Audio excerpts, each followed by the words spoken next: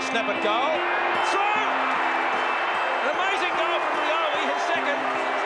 6 kicks to Rioli, and that really was a gem of a goal. His legacy to the Indigenous people and to people as a whole he actually was the first, really groundbreaking person. They saw him play, they saw what he did, and when he went back into Melbourne, he became a leader of his people, which was fantastic. And there would be 6 or 10% of the players in the AFL are now Indigenous, and he was the start of that.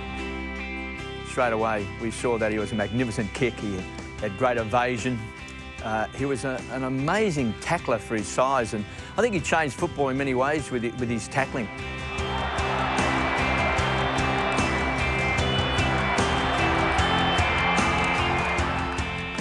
Well, he had this reputation of being a very good footballer, and we didn't know a lot about him. I know Richmond had been chasing him for a while, and so had every other club.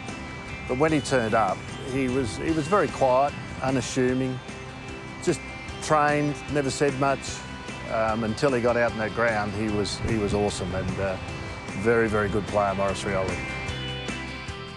When you talk about the legacy of Maurice Rioli, I think you talk about courage, the courage to leave the Tiwis, to go to WA, then to come to the big time, the VFL into Richmond, who was a big club at the time, but also the courage to go back and, I guess, to serve his community that nurtured him. And he went back into public life in the NT and then back into the Tiwis to serve in the community there. So I think Maurice was a courageous footballer, but an extremely courageous person that, through the power of example, inspired thousands. He was a true trailblazer. Maurice was loved by the Richmond Footy Club. He was tough, he was talented, but he was a wonderful person. I think the people around at the time were very fond of Maurice because of the way he cared for and was interested in people, and also for his steely resolve and sort of inner strength.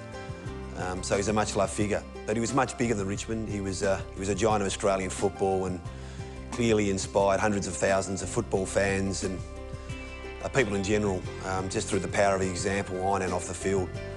And on behalf of the Richmond Footy Club, I'd like to thank the Rioli family and the people of the Tiwis for allowing us to experience the magic and the majesty of Maurice Rioli.